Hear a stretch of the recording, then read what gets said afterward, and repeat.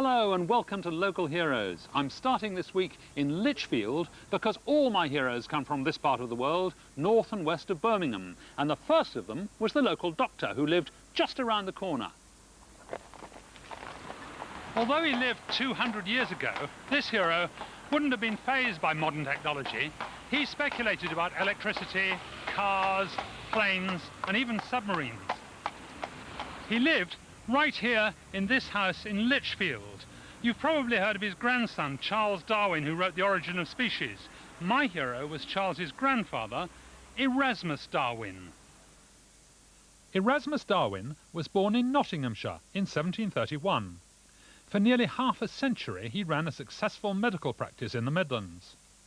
During the course of his life, Erasmus had 2 wives, 1 mistress and a total of 14 children.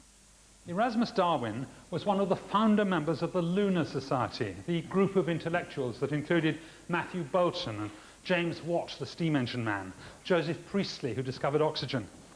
And they met once a month on the night of the full moon in one another's houses. So sometimes at least they must have met right here in this house, Erasmus Darwin's house, under the shadow of Lichfield Cathedral. Erasmus Darwin was always full of ideas, but perhaps surrounded by the intelligentsia of the Lunar Society, he wanted to prove that he could actually make something, invent something, deliver. So he was interested in speech, and he realized from his study of anatomy and engineering that speech is simply modified sound. Now I've got here an electric guitar and the speaker is connected to this tube, and if I twang it, you get a note. But if I put that in my mouth and then simply change the shape of my mouth and my nasal cavity, you'll see I modify that note. Look at this.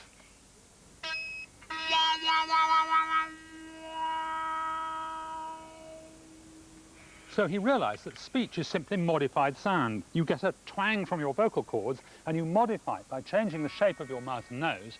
And I want to show you, under the shadow of Lichfield Cathedral, in Erasmus Darwin's own garden, his most brilliant invention. This is his speaking machine. Now, he spent a lot of time analysing speech, and he came to the conclusion there are only a few sounds, really. They start with the lungs. Here are my lungs. And if I put them on the floor and then put my foot on them, I can blow, and then I get air coming up through this tube. Lovely. And then the air goes over the vocal cords, which are in here. Now, the vocal cords I'm going to make with a bit of silk ribbon. You know, if you hold a bit of grass between your thumbs like this and blow, you sometimes get a most wonderful squeak. And let's see if I can get it with the ribbon. Well, sometimes it's better than that. Anyway, you get a good squeak. And I've got a bit here, clamped, same ribbon, clamped between 2 bits of balsa wood. And if I blow through there, it makes a funny little vibrating noise. And I can make that noise by blowing air up from my lungs. Here we are. Right, now to modify that and turn it into speech, I have to use my nose and mouth cavity. And if you look, first of all, at the back here is my soft palate. That just goes in and out and it shuts off the airflow to the nose, and you have that hanging down at the back of your mouth. Up here is the nose, and here you see at the front of it, there's a little constriction because in your own nostrils they're a bit narrower at the front, and this is exactly the same, it's a bit narrower at the front. And here is my mouth, which I can open like that and shut again. Now, he analysed all the speech we have, and he realised there are actually rather few sounds, and we put them together in cunning ways to make words. And the simplest sounds, he decided, were ah, where you're simply blowing air out of your mouth with the mouth open. Ah, and the same thing, if you shut your mouth, you get an M noise. Ah, So is just the air going out of the nose, and ah is the air going out of the mouth. And he reckoned that he could make a ma-ma noise by going ma-ma. And that's what I'm going to try and make with the machine, which is exactly what he did. OK, first I need to open the nose and try and make that And then I need to shut the nose and open the mouth and make the ah. Ah. Ah. Ah. So now I need to do first one and then the other, and then I should be able to do ma-ma.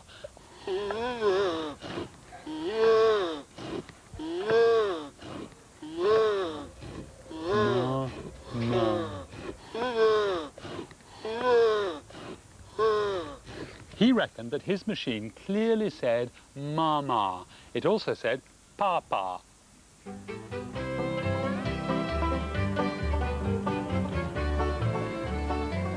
He was a brilliant doctor and worked very hard. In fact, he was prepared to travel immense distances to go and visit his patients. And to do that, he used his own carriage. Now, when he was travelling in his carriage, he always carried a stack of food with him and, of course, water to drink since he didn't drink wine, and also a stack of books in case he needed something to read, or in read-write. He had writing materials as well. OK, carry on, coachman. In 1797, a chap came all the way from London to ask for a consultation. And Darwin said to him, "Why on earth have you come all this way? Why didn't you go to the celebrated Dr. Warren in London?" And the other chap said, "I am Dr. Warren." One of the amazing things about Erasmus Darwin was his ability to predict the technological future. He wrote in one of his poems about cars and steamboats and even aeroplanes, and we're talking here the 1700s. Listen to this bit.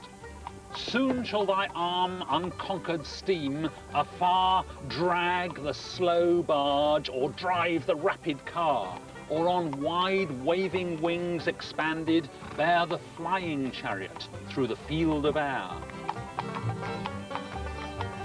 Charles Darwin became famous by writing The Origin of Species, and maybe he got his early ideas from his grandfather, because Erasmus Darwin, who's buried in this church, wrote in his book Zoonomia that all life is evolved from one living filament.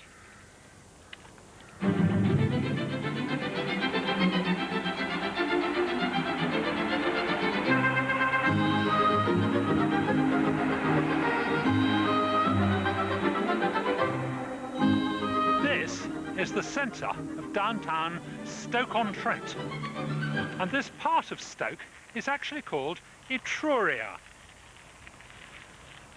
The reason it's called Etruria is because of this wonderful building, Etruria Hall, which was built for Josiah Wedgwood, the man who turned pottery from a sort of country craft into a national industry. My next hero was the world's first photographer, and he did his pioneering experiments in the cellar of this very building. He was Josiah's son, Thomas Wedgwood. Thomas Wedgwood was a scientist and romantic. For most of his short life, he lived off family money. The only job he ever did was a brief stint in the family pottery business. One problem that intrigued Wedgwood's dad, Josiah, was how to get pictures onto pottery. Josiah was one of the founders of the Lunar Society with Erasmus Darwin, so the young Thomas had access to chemicals. One substance that had fascinated scientists for many years was silver nitrate. They used it as a wart remover and as a hair dye. Thomas Wedgwood wanted to capitalise on the fact that silver nitrate changes colour in sunlight. Though he never did get pictures onto his dad's pottery, he was able to get images onto leather. So, to follow what he did, first I'm going to mix some silver nitrate with water, carefully avoiding any contact with metal. And I'm going to paint that on this piece of chamois leather. Here's a piece of chamois leather, just the sort of stuff you use for your car windscreen. I've cut a little square out of it, and I'm laying it on this so it doesn't soak through. And now I just dip my cotton wool in it, and then I paint it on like this so I get the whole thing nice and wet. I used to think that photography was invented by people like Fox Talbot or the Frenchman Daguerre, or even another Frenchman called Niepce. But in fact, they did their main experiments in the 1820s and 30s. Young Wedgwood did his work in the 1790s.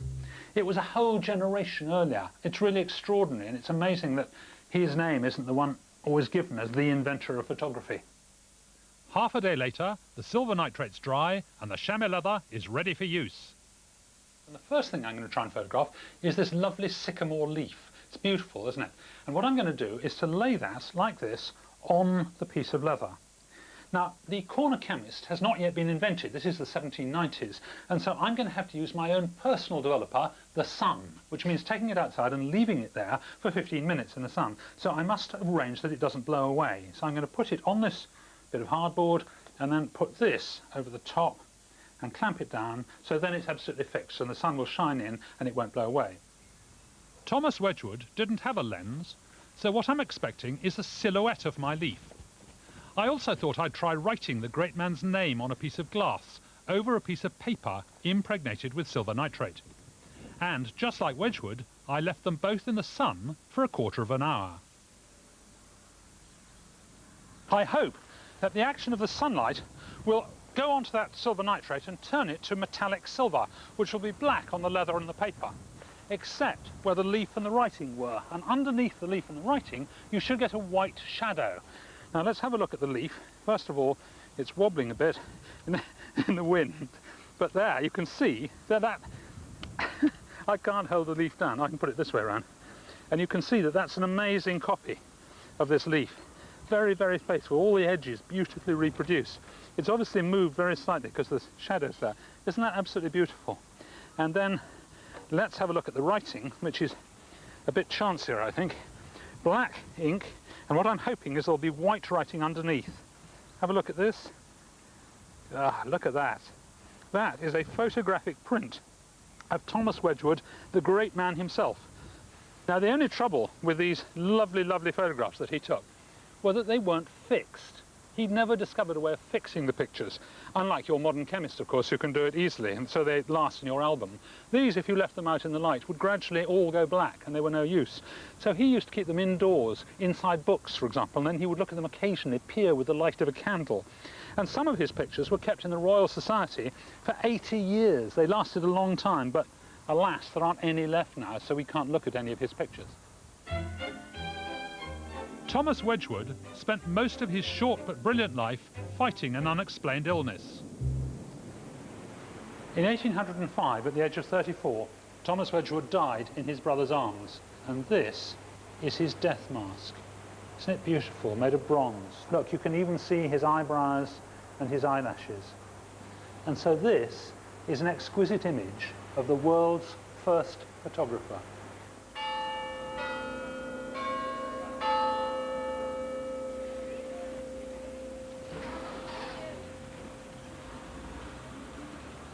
This is Ludlow on the Welsh border, and it was here in the 1820s that a country doctor found he could no longer bear the pain that his patients were feeling during surgery, so he invented anaesthesia, without which modern surgery would be absolutely impossible.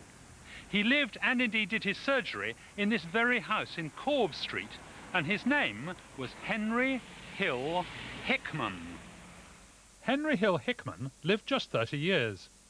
When he wasn't trying to get the idea of anaesthesia accepted, he was a much-loved country doctor in Ludlow, Shifnal, and in Tenbury Wells, where he died. Before Henry Hill Hickman, surgery was pretty gruesome. The patient was awake. They'd give him some whiskey or something, or else a shot of opium like this. But even so, he was still awake and must have felt everything. And everything was meant being operated on by this lot. This is a genuine surgeon's kit. The knife with which they cut through the skin and the flesh, more or less like a razor. In fact, they called them surgeon barbers. And then there's all sorts of pincers and things, and the saw for cutting through the bones. The best surgeons could do an operation in less than 3 minutes. Not surprisingly, a lot of patients died simply from the trauma of the operation. Many others died later from infection. Even brave former soldiers would often rather die than have surgery. Henry Hill Hickman changed all that. He started his experiments probably in this very house on the 20th of March 1823, and what he did was this. He took a trough with water in it, and in the water he put a platform like this, just above the water surface, and on the platform he sat a puppy, and he said this was a puppy that was going to be put down anyway. And over the puppy he put a bell jar like this, probably a slightly bigger bell jar than this, which only just fits the puppy, so the bell jar dipped down into the water and no more air could get into the puppy. And then he sat and watched, and he said that after 17 minutes the puppy showed signs of being distinctly uncomfortable, and then it passed out. And he thought he was anaesthetising it with carbon dioxide, whereas probably he was only depriving it of oxygen. And then, and this is perhaps the most unpleasant thing I've ever come across on Local Heroes, he actually cut off its ear. And then eventually the puppy woke up and he said there was no bleeding and the wound healed up beautifully. 4 days later, Hickman made carbon dioxide by mixing acid with chalk. This time the dog became unconscious in just 1 minute, so he was able to chop off the other ear. Later, he used other anaesthetic methods and cut off the dog's tail. And he said that the wounds healed up beautifully, the puppy showed no signs of pain and grew up and put on lots of weight and was as healthy as could be. Well, as healthy as a puppy could be without both ears and its tail. And he did further experiments with mice and kittens. Hickman published a pamphlet, making it clear that he himself would be the first human guinea pig if he were ill and needed amputation. But no one listened. So far as we know, he never got to try out his ideas on a human being. The great medical journal, The Lancet, published a mercilessly scathing letter, calling his ideas a tissue of quackery. The letter was signed Anti-Quack. So in 1828, Hickman put his faith in a trip to France, where Baron Larrey, who had been doctor to Napoleon's troops, supported Hickman's ideas. Larrey remembered seeing frozen, unconscious troops and had himself speculated about operating on their numb bodies. But though Larrey even offered himself as a guinea pig, he couldn't persuade his colleagues to support him. Hickman returned to England a broken man and died 2 years later.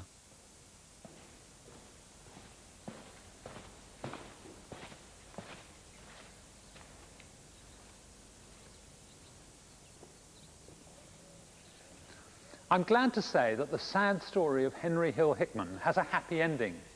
He was buried here in 1830, but in 1846, those same journals that had said he was a quack suddenly reported that anaesthesia was breaking out all over England and North America and was revolutionizing surgery. The only thing that Hickman got wrong was the gas. Carbon dioxide simply wasn't good enough.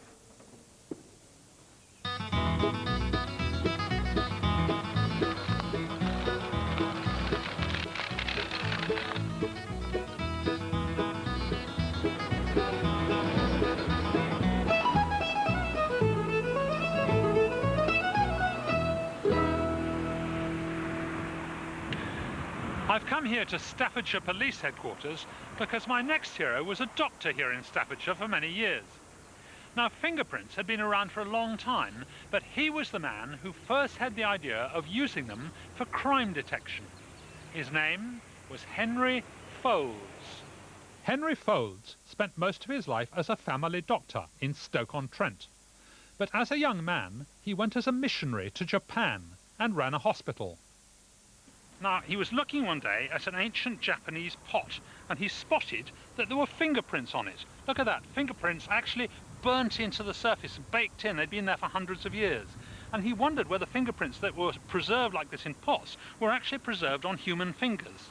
And he was exactly right, they are. You get your fingerprints before you're born even, and they last throughout your life.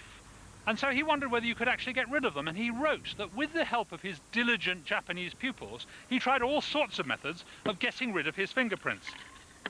So he took sandpaper, for example, and he made them sandpaper their fingers like this until they'd sandpapered off all their fingerprints. They were completely smooth, and there was no fingerprint at all. But when the skin grew back, the fingerprint was as good as ever. So then he tried chemistry. He tried acids and tried to burn off the fingerprints, and then he tried wart remover. And what they used for wart remover in those days was stuff called Spanish fly, made by grinding up beetles, and none of it worked. The fingerprints were absolutely perfect, and they never got destroyed, or when they did, they always grew back again, and so they were wonderful for forensic science. Henry Folds suggested that for detailed examination of the fingerprints, you should put them on glass slides and project them with a magic lantern. Well, I've got a slide projector, and I've got some slides of fingerprints, like this one here. Well, actually, this isn't a fingerprint, this is a thumbprint, and you can tell that because of these fault ridges, these funny things at the top that go off in a straight line and then stop, and you have those on thumbs but not on fingers. And you notice that it's got a pattern here of a double loop. There's an ascending loop and a descending loop, and because that's pointing in that direction, I happen to know that this is a right thumb. Well, I happen to know because I've been talking to fingerprint experts. And you'll notice also that there are a whole lot of what they call characteristics. For example, here, there's a ridge ending. There's a ridge coming along here, and it ends, it just stops. And here, there is a bifurcation. You see, this ridge comes along here and it splits into two there, like a Y. And as a matter of fact, this one splits into two just below it, so this is a double bifurcation.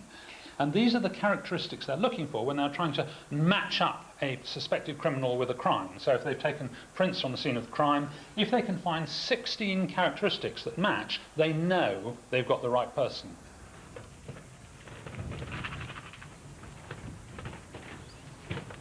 And this is the house where the great man lived, in Wolstanton, Newcastle-under-Lyme. And here's a remarkable coincidence. A scenes of crime officer to greet me in Foles's garden. This is a carbon fibre brush and some aluminium powder. Okay, well, I shall just have a look at the frame and the glass of the window. First of all, I'll load the brush with aluminium powder. So you don't use very much powder, it's just a sort of dusting, just is it? Just a tiny amount, yeah. Okay. And then I'll go to the window and just adjust it so I can get to it. Patterns on fingerprints are unique and permanent. Foles's real inspiration was that unwary criminals often leave their personal calling cards in blood or sweat at the scene of a crime.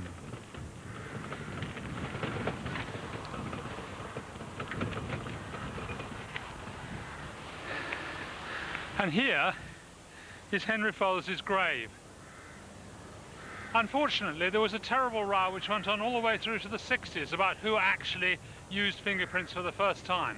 But there's no shadow of doubt that he was the first person who used fingerprints for forensic purposes. And it all started with an ancient Japanese pot. If you'd like to try experimenting with fingerprints and indeed make your own speaking machine, why not send off for the Local Heroes pack?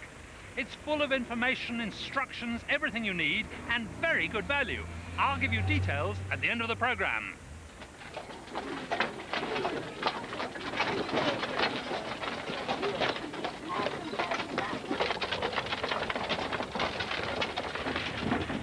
I'm on Bliss Hill, just a couple of miles from the famous Iron Bridge in the valley that used all to be called Coalbrookdale, arguably the most important valley in the history of technology. My hero was an ironmaster, a man who became a folk hero in his own lifetime. Even his own workforce sang ballads about his generosity. He was born on the back of a market cart like this when his mum was going to the fair, and she called the baby John Wilkinson. John Wilkinson was born in 1728. In 1748 he moved to Staffordshire, where he became known as Iron Mad Wilkinson because he thought iron should be used for virtually everything.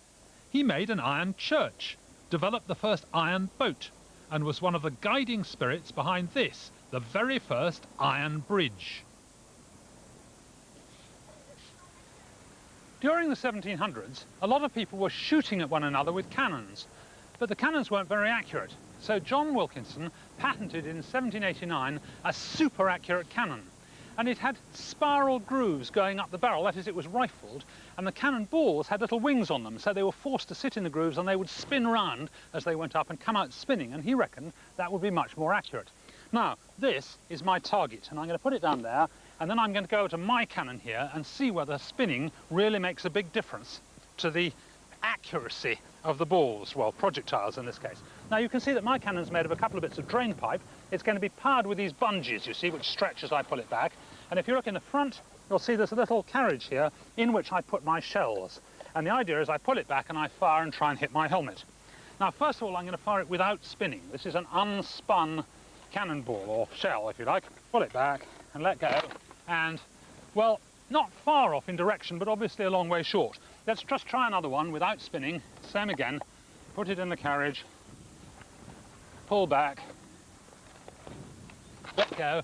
Ah, much less good. You see, it's tumbling. As it comes out, it tumbles. Now, if it spins, that shouldn't happen. Now, sitting in the bottom of this delivery tube is a little electric motor, and if I switch it on, you can see it spin. And now, if I put in one of these spinning things, it's got two little lugs on it there, and they will fit across that blade inside, like that. And so, when I switch that on, it'll spin. Watch. Cannonballs were never perfectly symmetrical. so a spinning cannonball was more evenly balanced. What's more, spinning the ball has a stabilising effect, like a gyroscope. Pull it right back to the beginning. Switch on.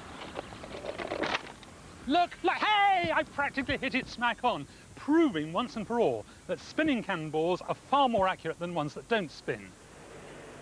At the Bliss Hill Iron Foundry, they still use similar techniques to those of Iron Mad's heyday. Before he came along, the cannons were cast with the hole up the middle already there, so the inside was never smooth and even, and the cannonball was never a good airtight fit. He had a new idea. He cast his cannons absolutely solid with no hole in the middle at all, and then he drilled a hole up the middle with an amazing new boring machine that he'd invented. And in fact, although he made it for cannons, almost the first thing it was used for was a cylinder for James Watt's first ever steam engine. Perhaps the most crucial breakthrough of the Industrial Revolution happened right here in Shropshire, when they found out how to make iron using coke instead of expensive charcoal, and they no longer had to cut down forests. John Wilkinson loved to show people around his works, and in his office he kept a coffin ready for himself, made of course out of iron. When he died, they actually put him in an elegant wooden coffin, and then they went to put the wooden coffin in the iron coffin, but unfortunately it wouldn't fit. The wooden coffin was too big. So they buried him temporarily in the garden, and then they cast a new, bigger iron coffin for him. They dug up John Wilkinson, they put him in his new iron coffin, they went to put him in the grave they had ready in the rock, but unfortunately now the grave in the rock wasn't big enough for the new iron coffin. So then they had to rebury him in the garden, dig a bigger hole in the rock, and rebury him.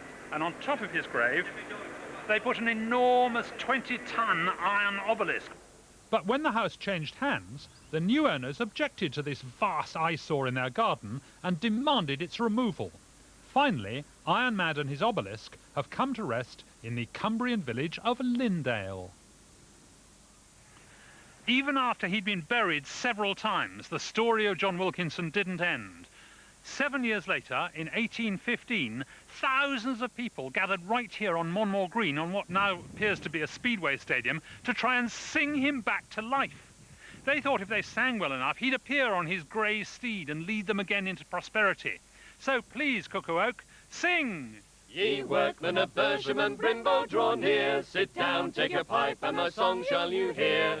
I sing none of war or the state of the nation, such subjects as these produce naught but vexation.